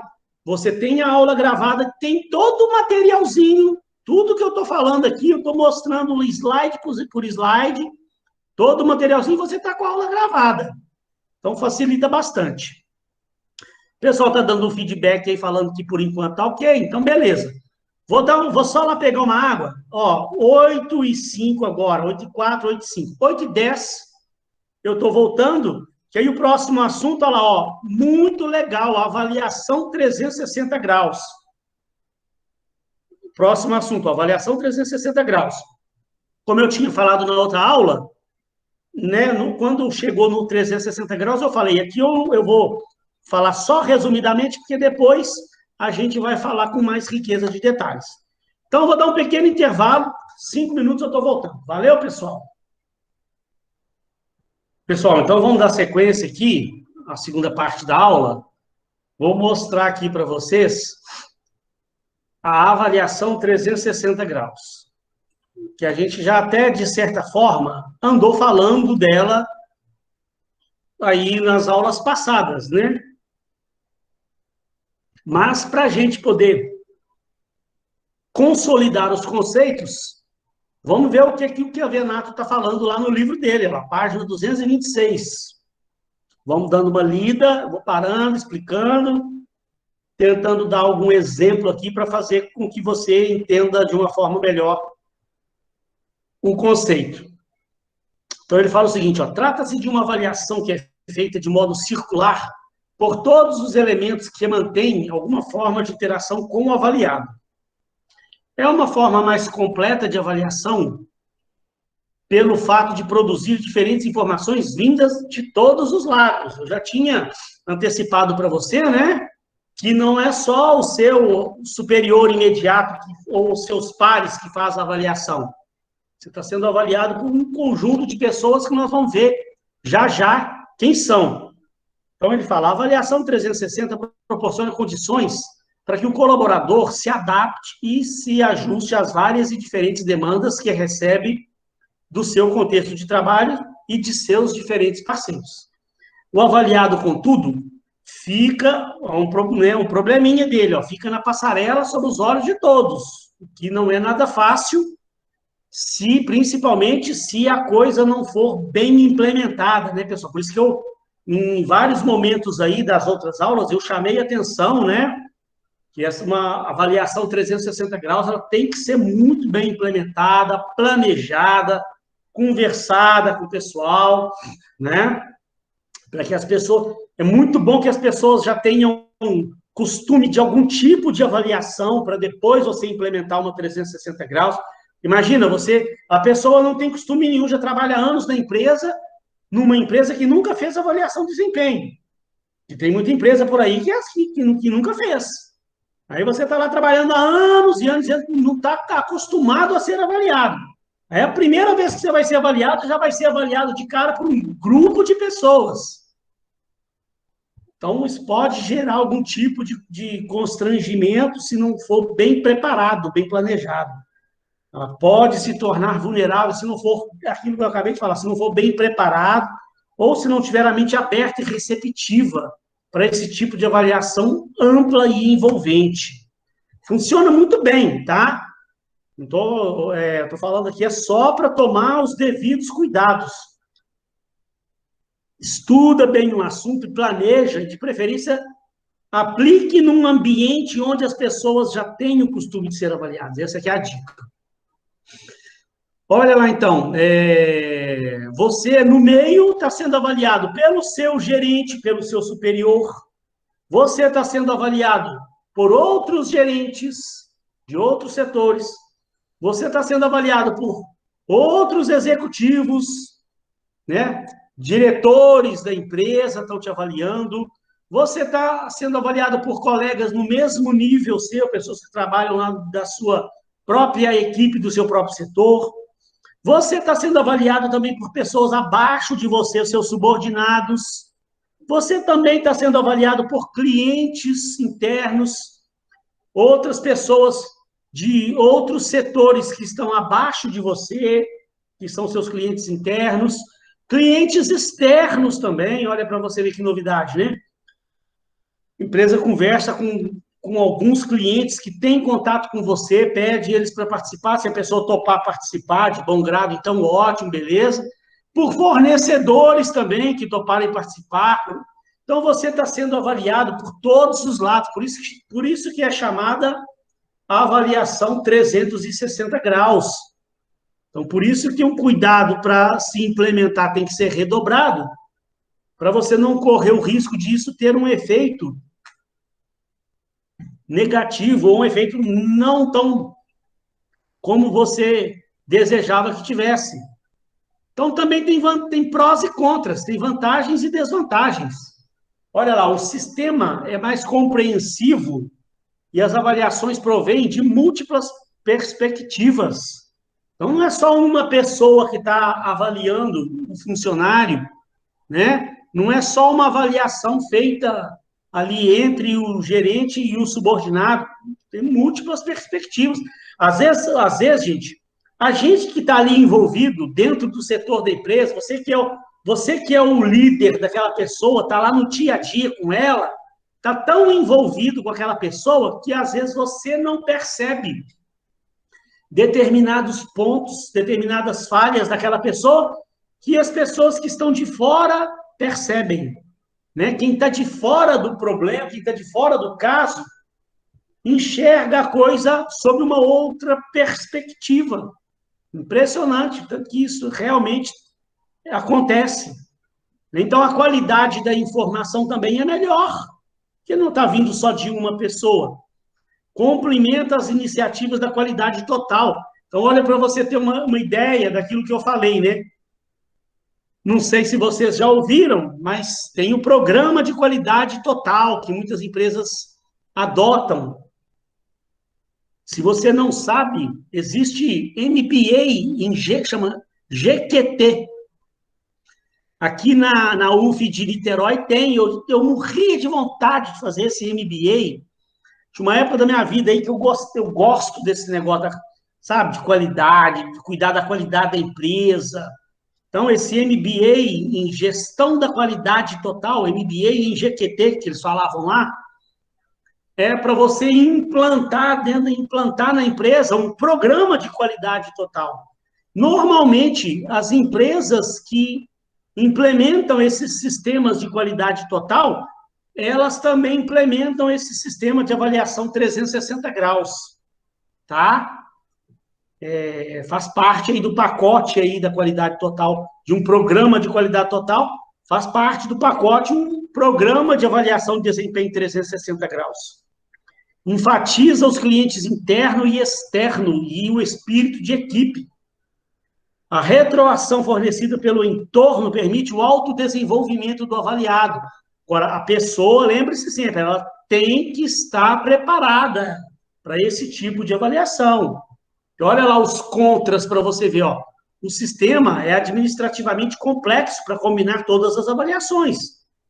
Você para implementar isso, você tem que estar bem preparado para implementar esse tipo de avaliação. Você precisa preparar o pessoal para esse tipo de avaliação. Olha lá, porque a retroação pode intimidar e provocar ressentimento no avaliado. Imagina, né, principalmente, gente, naquele caso que eu acabei de falar, né? Se as pessoas nunca tiveram um tipo de avaliação, aí de cara você implementa uma avaliação dessa e a pessoa está sendo avaliada por diretores, gerentes de outros setores, clientes externos da empresa, por fornecedores. Se isso não for bem implementado, pode causar ressentimento na pessoa que foi avaliada. Pode envolver avaliações conflitivas emitidas sob diferentes pontos de vista. Então, às vezes também, o RH tem que tomar um cuidado, né? Porque às vezes uma pessoa de fora, ela, como eu falei, tem uma visão bem diferente da pessoa que está de dentro. Uma pessoa de fora, um fornecedor, um cliente externo, tem uma visão daquele funcionário bem diferente da visão dos seus colegas que estão no dia a dia com ele. Então, quando acontecer algum tipo de distorção na avaliação, o RH também precisa saber interpretar. Porque qual o motivo que houve essa distorção entre pessoas diferentes? Pessoas diferentes fizeram avaliações diferentes daquele funcionário. O que está mais próximo da realidade? Aí você tem que usar conhecimento, né, o conhecimento, seu feeling, de entender, se aprofundar melhor naquilo, né, para você poder tentar entender quem está mais próximo, qual que é a realidade que está mais próximo daquela pessoa lá, e o porquê que houve aquela distorção. E para tentar fazer com que numa próxima avaliação você tome algum tipo de ação que corrija esse problema dessas distorções, né? Ô, Mineiro. Diga. Mas aí não seria mais a elaboração das perguntas para o, no caso, interno e para o cliente externo?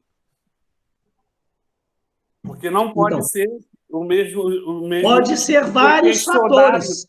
Tem que ser questionários diferentes da pessoa do convívio direto para as pessoas que verificam por fora. Sim, diferentes e complementares, de forma que um complemente o outro. Tá? Diferentes e complementares. Tá? Vamos ver o que mais aqui. O sistema requer treinamento dos avaliadores para funcionar bem. Olha, tá vendo? Os avaliadores, as pessoas que vão participar, elas requerem um certo treinamento, uma certa orientação. Você não pode simplesmente chegar, chamar uma pessoa lá de outro setor lá para fazer uma avaliação de um funcionário de cá, sem isso tem que, a empresa inteira tem que passar por um treinamento nisso aqui. Todo mundo entender o espírito da coisa. Aí as pessoas podem fazer conluio ou um jogo. Conluio é o quê? Se juntarem para prejudicar alguém. Isso, eu já vi isso acontecer. Tá? Então, gente, o RH também, ele tem que estar muito bem também preparado para tentar identificar se, às vezes, uma avaliação foi mal dada, né, uma nota, uma avaliação foi mal dada sobre alguns funcionários, se não está acontecendo, essas pessoas combinarem um jogo qualquer ali para fazer uma avaliação em um determinado funcionário para tentar tirar o camarada da empresa. Isso, eu já vi isso acontecendo. Então, tem que haver um cuidado especial. O RH, né, gente, ele tem que estar preparado também. É o seguinte, em todos esses aspectos que a gente está vendo aqui, dessas avaliações que a gente viu desde a semana passada que a gente está vendo, qualquer avaliação mal dada que apareça, o RH tem que fazer uma avaliação daquilo. Será que essa avaliação está refletindo a realidade? Tomar um certo cuidado e procurar saber. Né? Eu já vi numa empresa aí, o pessoal tinha uma certa birra de um camarada lá dentro, e aí, quando chegou o momento que foram fazer a avaliação, a empresa passou a aplicar a avaliação 360 graus, eu sei que o pessoal lá dentro virou e falou, ó, formar os grupinhos lá, é a hora da gente pegar e aproveitar e tirar o fulano da empresa. Todo mundo que for participar da avaliação do fulano, vão tentar tirar esse cara agora, é o momento que a gente tem. Né? Então, o RH tem que avaliar qual foi o reflexo disso, o que aquilo ali quer dizer. Realmente aquele sujeito lá, realmente ele mereceu aquela avaliação, né? Por que o pessoal, se o pessoal realmente, ele foi mal avaliado porque realmente ele mereceu ser mal avaliado pelos aspectos profissionais dele, ou foi um grupo que se juntou para dar uma avaliação ruim para ele? Então, também é um outro problema. Por que o pessoal se juntou para avaliar ele mal? Ele tem problema de relacionamento com o pessoal está com rixa contra ele, e até onde que isso aí pode interferir no funcionamento da empresa. E aí tem que ser feita uma avaliação para entender isso aí, para saber se realmente aquela pessoa precisa ser desligada ou não, ser mudada de função, de setor. Aí envolve uma série de problemas, que isso aí é muito vago. Envolve uma série de fatores, né? O RH tem que parar e avaliar o que está acontecendo com aquele cidadão. Pessoal, olha só, o que a gente tem pela frente. Vocês viram um vídeo que eu mandei 2 vídeos, deixa eu ver como é que chama o segundo vídeo. O cara dá umas dicas lá que eu achei legal. Deixa eu ver aqui. Não sei se todos viram, vou comentar rapidamente. Feedback 360, face a face. Eu achei interessante ali algumas dicas que eu mesmo nunca apliquei isso e nunca participei. Quem não viu, gente, por favor, veja o vídeo do cidadão lá, o segundo vídeo que eu mandei ontem à noite, chamado Feedback 360 graus. Até deixa eu aproveitar aqui e esclarecer uma coisa. Tem gente que fala avaliação 360 graus, tem gente que fala feedback 360 graus, quando, na verdade, nós estamos falando de uma ferramenta só, né? Feedback 360 graus, avaliação 360 graus. Só que aquele cidadão daquele vídeo lá, ele deu uma dica legal. Ele falou que uma empresa que quiser aplicar avaliação 360 graus, ela pode fazer isso de uma forma conjunta. Ele deu alguns exemplos, eu vou falar sucintamente, depois veja o vídeo lá. Ele falou, a empresa pode reunir o pessoal num ambiente, pode ser num restaurante, fazer uma confraternização com a turma, ou se a empresa tiver um local lá que ela possa destinar, né, normalmente esse tipo de avaliação é feita mais em final de ano, pode ser feita antes da festa de fim de ano da empresa ali, aproveitar e reunir o pessoal, onde a empresa pode usar esse feedback 360 graus face a face. Reunir o pessoal ali e cada um falar sobre o que ele acha do seu colega. Tem que haver uma preparação. Ele mesmo falou lá, tem que haver uma preparação. Isso não é o momento de lavar roupa suja, não é o momento de chegar lá e julgar na cara da outra pessoa os defeitos. Tem que ser feito com um certo profissionalismo e, principalmente, preparar as pessoas para receberem o feedback dos outros. Porque, gente, não é fácil receber crítica. E, principalmente, na cara da outra pessoa. É dificílimo. Eu mesmo tenho uma certa deficiência comigo de não saber receber bem críticas. Eu não gosto muito, não. Eu sei que eu tenho essa deficiência e trabalho isso. Quando eu estou numa determinada empresa, que eu sei que vai haver alguma reunião, que vai haver crítica sobre o meu trabalho, eu já vou preparado, eu já me benzo, eu já oro, já peço iluminação divina para eu não deixar, porque é difícil ouvir críticas. Então, a dica que ele dá é legal, eu gostei, é valiosa, mas tem que haver um preparo. E ele falou o seguinte, se você vai para um tipo de reunião dessa, onde ele dá um exemplo, né? Cada um vai pegar, uma pessoa vai falar o que ela acha de bom e o que ela acha de ruim naquela pessoa. O que aquela pessoa tem de positivo, que ela deve manter, e o que ela tem a melhorar, não nem digo negativo, não, que é pesado, né? não apontar o lado negativo, eu não gosto de falar dessa forma, é você apontar na outra pessoa o que ela pode melhorar. E aí você falar aquilo lá, você tem que preparar cada uma das pessoas para, na hora que ouvir sem rebater. Porque se cada um for rebater, for querer dar explicação, querer se justificar, a coisa pode não caminhar bem. Muito importante você preparar o pessoal para ir para essa reunião sabendo que vai ouvir críticas. Ouça, vá para casa, reflita sobre aquilo, sem mágoa, sem ressentimento, né? E é certo que não é tudo que todas as críticas procedem, né? Depois você procura lá seu superior, troca uma ideia, você vai ter um momento para se explicar lá com o seu superior, bater um papo com ele e tal, não quer dizer que isso aí vai te prejudicar na sua vida. E aí ele dá uma dica também interessante, é o seguinte, se você não quiser fazer isso expondo, né, as pessoas que estão falando, você pode fazer de uma forma mais secreta. Reúne o grupo.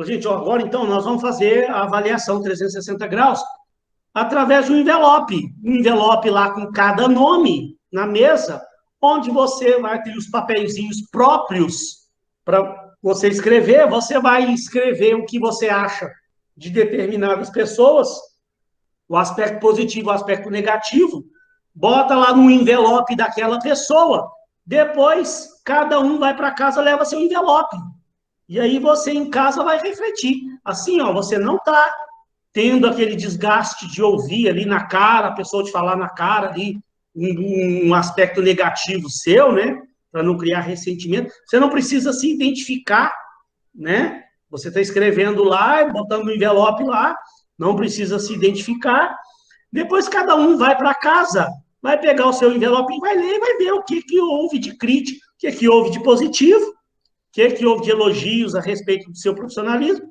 o que houve de crítica, e aí você vai fazer uma reflexão.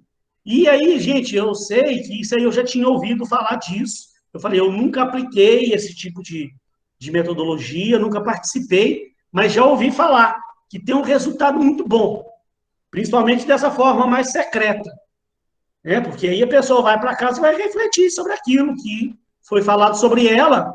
E a pessoa que sabe ouvir críticas, né, que tem essa capacidade de ouvir críticas e tal, ela vai saber julgar aquilo ali, ela vai saber que determinada coisa às vezes não procede, não tem sentido. Se ela quiser determinado assunto, ela pode até levar para o RH da empresa, o RH ajudar ela a trabalhar aquilo ali de uma forma melhor, se ela realmente aquilo ali tem sentido, aquilo se procede, aquele ponto fraco que foi levantado sobre ela, é uma forma. Pessoal, olha só, são 20h37. Vocês querem que eu passe um exercício para vocês sobre avaliação 360 graus, valendo meio ponto extra? Ou vocês já estão muito atarefados com a atividade supervisionada que eu passei? Não, pode passar. Meio pontinho? Meio ponto extra, tá? Não vou diminuir a atividade supervisionada, não. A atividade supervisionada vale 2 pontos. É um ponto extra. Não, eu vou passar e eu vou lançar lá nas atividades lá do Classroom para vocês trazerem o resultado na semana passada. Semana passada, ó, gente. Cabeça tá ruim.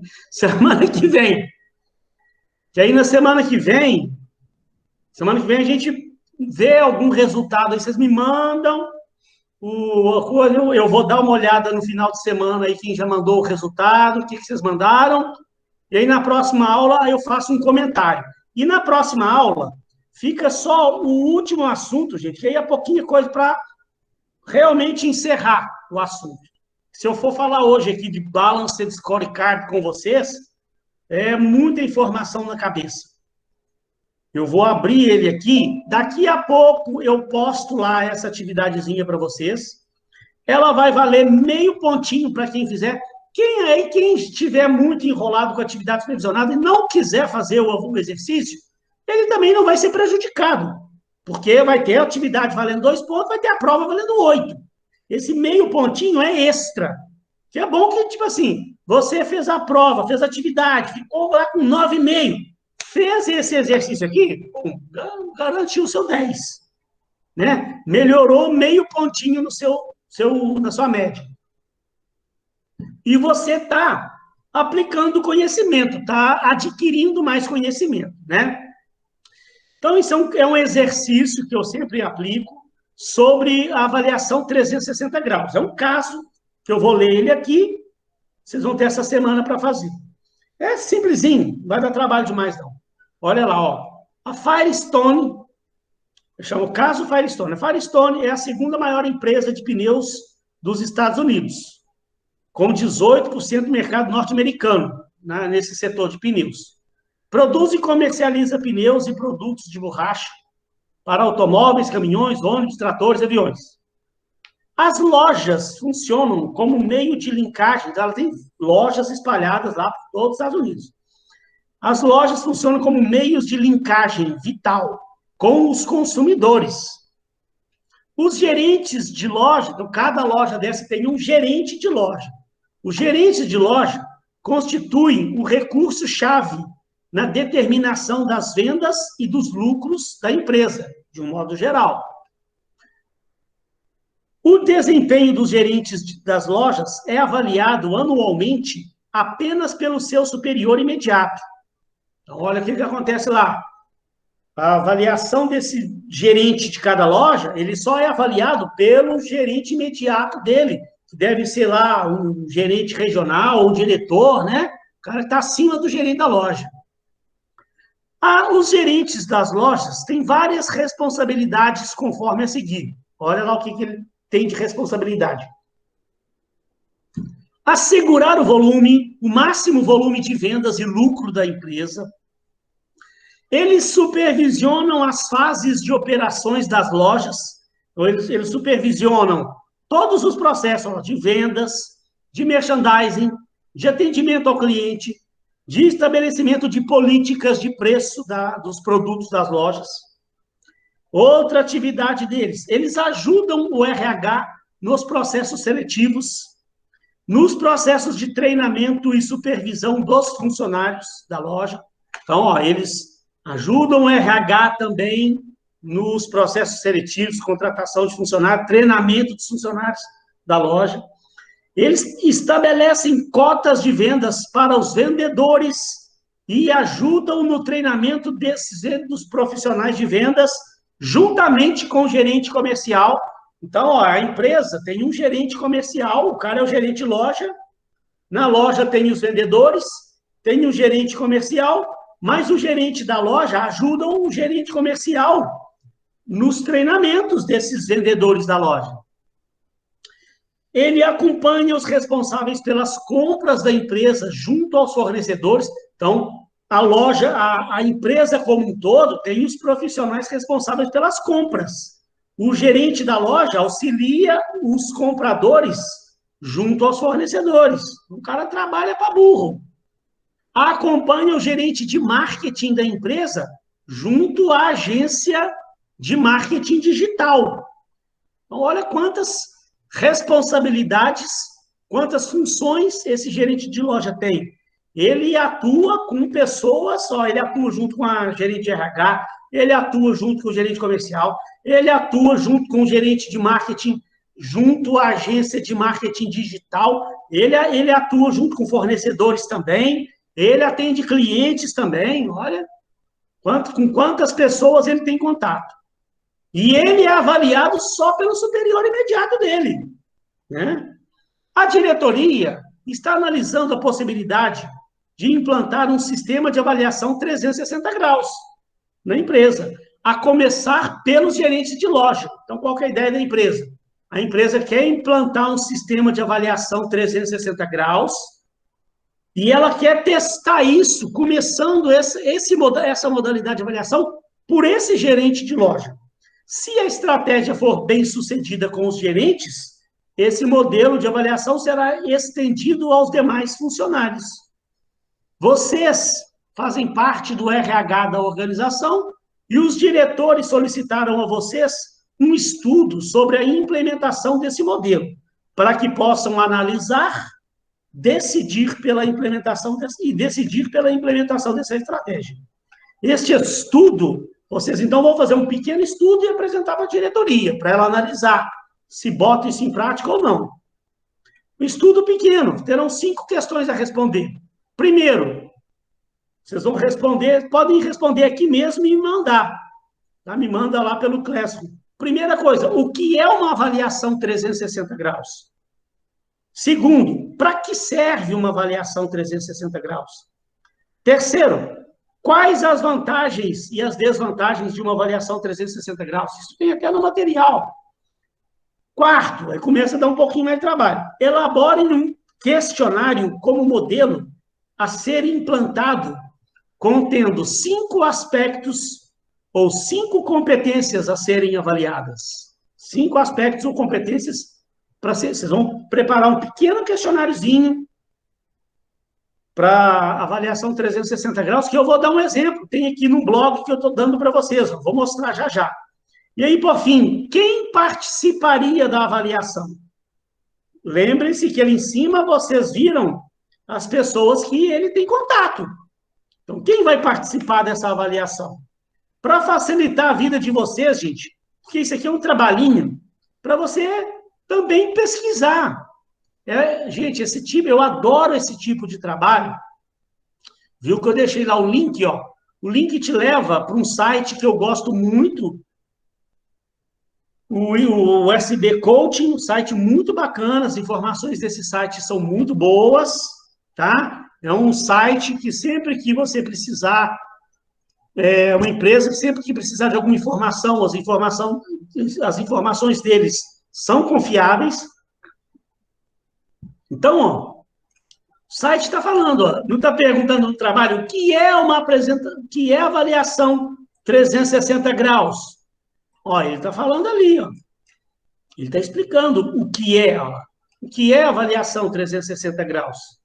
A letra, às vezes, aqui fica mais pequenininha, mas dá para você ter uma noção. Olha lá, ele tá com o site, além do que eu já expliquei, além do que tem no livro do Chiavenato, eu estou te dando mais um site. Não é para você, não quero você ficar copiando e colando lá para o trabalho, não. Pega o que está no livro do Chiavenato, que eu expliquei aqui, junta com o que esse pessoal está falando no site aqui e elabora uma resposta. O que mais, hein? Tem aqui no site, ó. Ah, não está lá no exercício, ó. Para que serve a avaliação? O site já está mostrando aqui, ó. Vocês estão vendo aí meu site, né? O site que eu estou mostrando. Então, ele está falando, olha lá, ó. É uma ferramenta importante para gerar feedbacks pontuais, tal. Então, tem que ler. Bom que é uma ferramenta a mais, um site a mais para vocês pesquisarem. Eu falei no exercício, né? Quais as vantagens e desvantagens? No meu material até já tem, mas aqui ele está falando de mais vantagens, ele está falando de mais desvantagens, então você vai aprender mais coisas, além do que está lá no livro do Chiavenato. Ah, lá ele cria uma cultura de feedback, aumenta a assertividade, a capacidade, isso tudo são vantagens, tá vendo? Como é feita essa avaliação? Aí agora que começa a ficar mais complicadinho. Elabore um questionário como modelo, contendo 5 aspectos. Eu pedi um questionáriozinho pequeno, né? Normalmente esses questionários são maiores, mas para não ficar dando uma tarefa grande demais para vocês, vocês já estão com atividade supervisionada para fazer, daqui a pouco tem prova para fazer, então ficar passando trabalhos extensos demais para vocês, não. 5 aspectos. Então, olha aqui, gente, no site, ele já está ensinando você a fazer, que vê aqui, ó. Olha lá, exemplo de uma avaliação, ó. Ele já está te dando, ó, um exemplinho, olha lá, de coisas que você pode avaliar numa pessoa, avaliar a liderança, avaliar se aquele funcionário tem uma visão sistêmica, avaliar como é que está o relacionamento dele. Então, olha alguns exemplos aqui de pergunta, ó. O colaborador inspira e motiva colegas? incentivando-os a explorarem o seu potencial ao máximo? Aí, olha lá, para a pessoa responder, ó, opa, peraí, desculpa. Nunca, raramente, às vezes, muitas vezes, sempre. Então, gente, normalmente, esses questionários de avaliação 360 graus, eles normalmente são respondidos, são resposta de múltipla escolha. Aí você responde raramente, às vezes, muitas vezes ou sempre. Outra questão que poderia ser criada, ó, o colaborador sobre visão sistêmica.